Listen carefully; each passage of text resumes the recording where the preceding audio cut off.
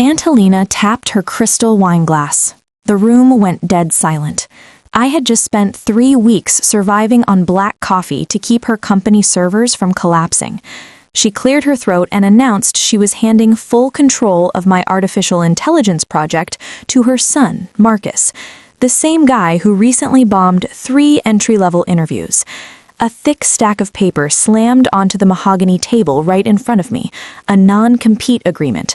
Helena stared me down, reminding the entire room how she pulled my parents out of bankruptcy 20 years ago.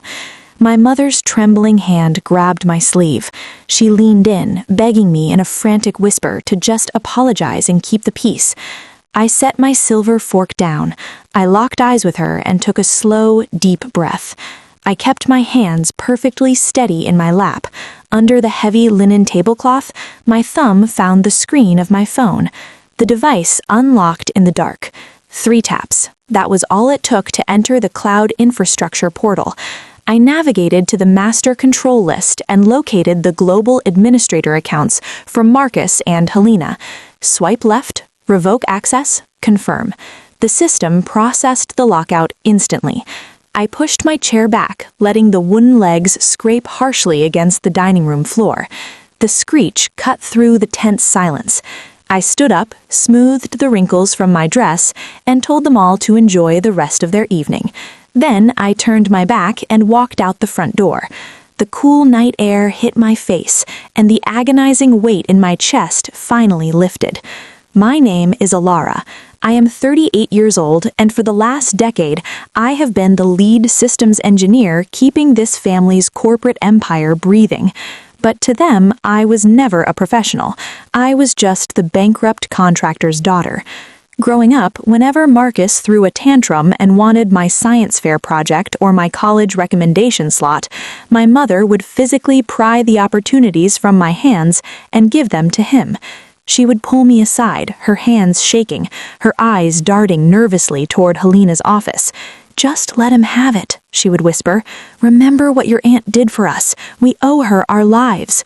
For 20 years, my parents lived like terrified ghosts in their own skin, constantly bowing their heads because Helena bought their failing business for pennies and called it a heroic rescue mission. False gratitude is the absolute cruelest chain a person can lock around your neck. It disguises a lifelong hostage situation as a generous favor. They shattered my parents' self-worth with that single concept, gratitude. Now, Helena thought she could use that exact same guilt to force me to hand over a multi-million-dollar artificial intelligence system to a boy who could not even troubleshoot his own email password. But Helena made one catastrophic miscalculation that night. She forgot who actually built the digital cage she was trying to lock me inside, and she completely forgot who held the master keys. The morning after the dinner, I was halfway through my first cup of coffee when my phone lit up. It was a text from Marcus. He didn't ask how I was. He did not apologize for the night before. He just sent a string of question marks followed by a demand to fix the internal developer portal immediately because he had a board meeting in an hour. I did not reply. I watched the 3 dots of his typing bubble appear and disappear, frantic and desperate. Then came the call from Helena. I let it ring until it went to voicemail. I could almost hear her teeth grinding through the speaker as she threatened to make my severance package as empty as my chair if I refused to restore her access. She was trying to starve me out. She thought that by withholding my final payout, I would be crawling back within 48 hours, begging for my old job just to pay rent. But Helena was playing a game from 20 years ago. She did not know I had spent the last month quietly preparing for that exact moment. I had already liquidated my retirement fund and taken out a private loan against my car. I had enough cash to last 6 months. And more importantly, I had enough to hand a $50,000 retainer to a lawyer who specialized in dismantling corporate narcissists. While Helena was busy threatening my bank account, I was sitting in my home office finishing a deep audit of the legacy servers she had forced me to migrate to the cloud last month. She wanted it done fast to save money, but in her rush, she forgot one thing. The old email archives from 2004 were still there, buried in a corrupted file I was not supposed to find. I clicked the file. It took 3 minutes to rebuild the index. When it opened, the air in my lungs turned to ice. It was not just a bankruptcy. There were dozens of emails between Helena and a senior loan officer at the bank. Helena had not saved my parents' company. She had actively sabotaged their credit line, whispering in the bank's ear that my father was a liability, ensuring the foreclosure happened. Then she stepped in as the savior, buying the assets for 30 cents on the dollar. The hero who demanded 20 years of our lives as payment was actually the arsonist who had set the fire. The board of directors was forcing Helena to retire because the company's growth had stalled. She was not just being malicious, she was desperate. She needed Marcus to claim my artificial intelligence system so the board would see him as a visionary and vote him in as the next chief executive officer. It was a cold, calculated bloodline play, and I was holding the evidence that proved the entire foundation of her empire was built on a crime. By Tuesday, Helena realized she was completely locked out of the cloud servers. She could not scream or bully her way past military-grade encryption, so she got desperate and went physical. She grabbed my old company laptop from my abandoned desk, brought in a shady outside tech contractor, and forced her way past the local login screen. Sitting right there on the desktop was a glaringly unprotected folder. I had named it Zephyr Artificial Intelligence Core version 1. She took the bait instantly, believing I was just a careless amateur. Helena drafted an anonymous burner email, attached the folder, and sent it straight to the venture capital firm scheduled to fund my new independent startup with $2,500,000. The message was a direct threat, claiming I stole proprietary source code and telling them to drop me or face a massive intellectual property lawsuit. My phone buzzed on the kitchen counter. A specialized security alert flashed across the screen. I picked up the device, read the notification, and let out a slow laugh. Helena is a woman who spent 2 decades believing everyone around her was inferior. She thrives on the delusion that she is the smartest person in any room. That kind of arrogance is a fatal flaw, because it makes you blind. She genuinely thought a woman who built enterprise security architectures for a living would casually forget her life's work on an unsecured corporate hard drive. She never stopped to consider that the folder was a honeypot. It was a digital bear trap. The absolute second her hired tech clicked open that file, hidden watermarks and metadata trackers woke up. They silently beamed a full diagnostic report directly to my private server. I had her exact internet protocol address. I had the media access address of the machine. I had the timestamp tying the breach directly to the master desktop in her corner office. She thought she was launching a stealth missile to ruin my reputation and bankrupt my future. Instead, she had just committed corporate espionage, and she had signed her own name on the confession. Helena leaned back in her leather chair, steepling her fingers together like a queen holding court. She wore a patronizing smirk, completely confident that her anonymous email had already destroyed my startup funding. She thought the deposition was just a formality, a victory lap. Marcus sat next to her, casually scrolling on his phone, completely bored by the whole process. Across the table, my parents sat rigid.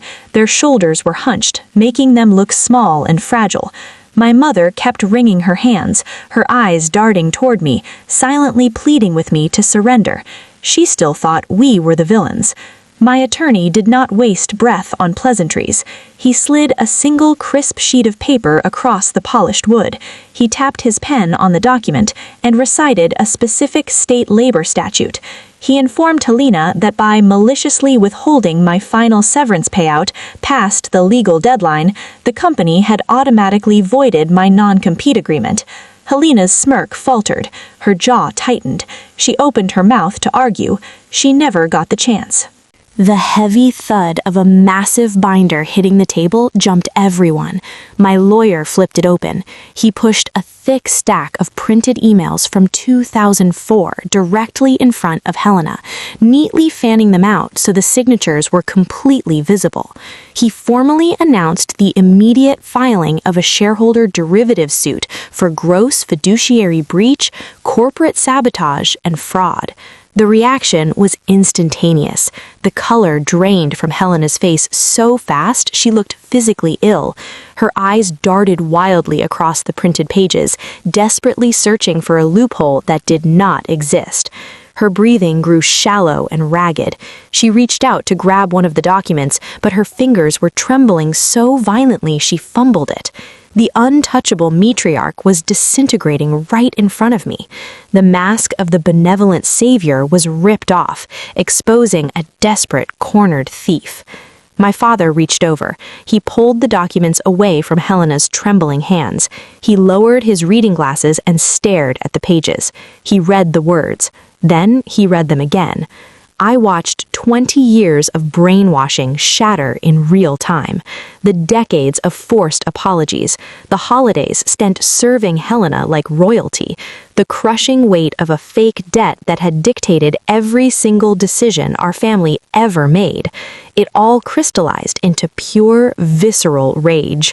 The veins in my father's neck bulged against his collar. His hands clamped into fists. My father stood up. His chair crashed backward onto the carpet. He grabbed the heavy glass water pitcher from the center of the table and hurled it violently past Helena's head. The pitcher smashed into the wall, showering the entire room in water and shattered glass. Marcus jumped out of his seat, screaming. Helena shrank down into her leather chair, raising her arms to shield her face, completely terrified. My father grabbed my mother's hand. He looked at me, his eyes burning with a fierce protective pride I had not seen since I was a little girl.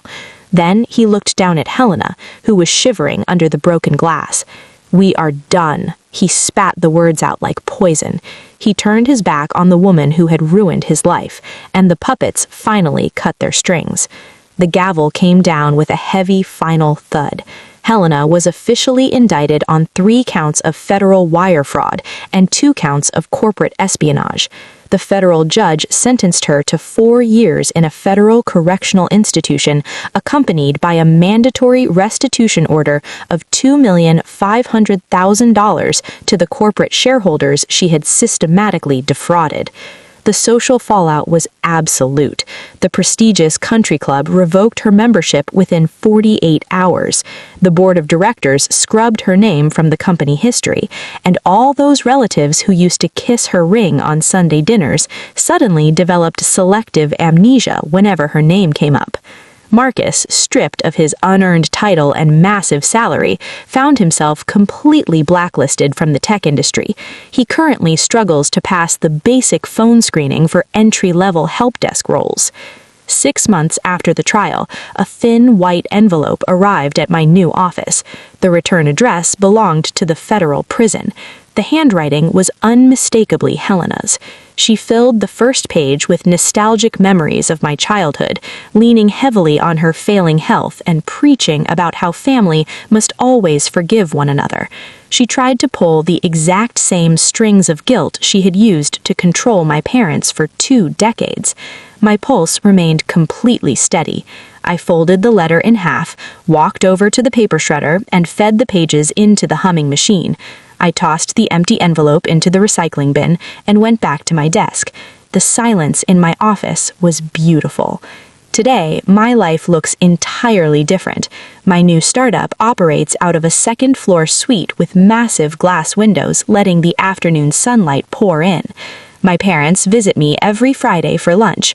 My father brings fresh pastries, and my mother actually laughs now, a bright, genuine sound I had never heard during my entire childhood. I am surrounded by a brilliant, dedicated team of developers who respect my leadership because I earned it, not because of my last name. This is my chosen family. The constant, suffocating chaos of my past has been replaced by an unshakable, quiet peace. If you are watching this and you recognize that heavy, sinking feeling in your chest when a certain relative calls your phone, you need to understand the psychology of a familiar narcissist. They do not love you. They love the absolute power of watching you bow to them. There are 3 rules you must internalize to survive them. Rule number 1, blood does not make you family. Loyalty does. Genetics are just a biological accident. Mutual respect is a mandatory requirement for a seat at your table. Rule number 2, your silence against their manipulation is not patience, it is complicity. Yielding your boundaries just to keep the peace, exactly like my parents did, is nothing but an open invitation for toxic people to exploit you further. They will never respect a boundary you refuse to enforce. Rule number 3, recognize the trap of gratitude. Never hand over control of your life to someone who constantly reminds you of what they gave you. A gift that comes attached to a chain of control is not an act of kindness. It is subtle, devastating extortion. That night at the anniversary dinner, I thought I was blowing up my entire family. In reality, I was taking a sledgehammer to an invisible cage and rescuing the people trapped inside. Look closely at your own life. What invisible chains of gratitude are currently suffocating you? Who is holding a past favor over your head to keep you small and compliant? You are allowed to walk away from people who hurt you, even if you share a last name. Share your story in the comments and send this to someone you love who needs the reminder. Wow, what a ride! I know exactly what you're screaming at the screen right now. You're sitting there thinking, why on earth did her parents stay loyal for 20 years? Why did Alara endure a decade of building an empire for an aunt who treated her like absolute garbage? It's incredibly easy to judge from the outside, but let me introduce you to something psychologists call the slot machine effect, or intermittent reinforcement. Toxic manipulators like Helena do not just torture you 100% of the time. If they did, you'd walk away immediately. Instead, they drop tiny, unpredictable crumbs of hope. A rare compliment here, a fake favor there. A constant reminder that they saved you when you were down. You keep pulling the lever, hoping for the jackpot of genuine family love and validation, but you only ever get pennies. Alara and her parents were not weak or stupid. They were neurologically addicted to a rigged game. But when Alara finally snapped out of the fog, she executed an absolute masterclass in financial self-defense. Let's break down her street-smart playbook, because this is exactly how you handle a corporate or family narcissist. First, notice how she handled the initial attack, building the case. When Helena tried to steal her artificial intelligence project, she didn't scream or throw a tantrum. Emotion is the exact fuel a narcissist wants. Instead, she quietly revoked access and set a digital honeypot. She anticipated the next move and let arrogance trap itself in a federal wire fraud charge. Document everything. Secure your assets and let them dig their own grave. Second, she used the audit strategy. Scammers and manipulators hate details. Helena relied entirely on the vague emotional myth that she was the family savior. But Alara didn't argue with the myth. She dug into the legacy servers and audited those 2004 emails. She followed the cold, hard paper trail. Never take a manipulator's word for what happened in the past. Look at the receipts. The truth is always in the math. Finally, she executed the buyout. Helena thought she could starve her into submission by maliciously withholding her severance pay. She tried to cut off her oxygen, but Alara had already liquidated retirement funds and taken a loan to hire a shark of a corporate lawyer. She understood a critical life lesson. Sometimes you have to spend your own money to finance your own liberation. She did not wait to be rescued. She invested heavily in her ultimate freedom. Here's the verdict. Toxic manipulators bank on your fear, your isolation, and your misplaced gratitude. But the exact moment you stop playing by their twisted emotional rules and start playing by cold, hard facts, their entire empire crumbles. Your peace of mind, your talent, and your future are worth so much more than a fake debt to a fraudulent savior. If this story stayed with you longer than the video itself, don't walk away. Subscribe. This channel is for people who actually feel what they hear.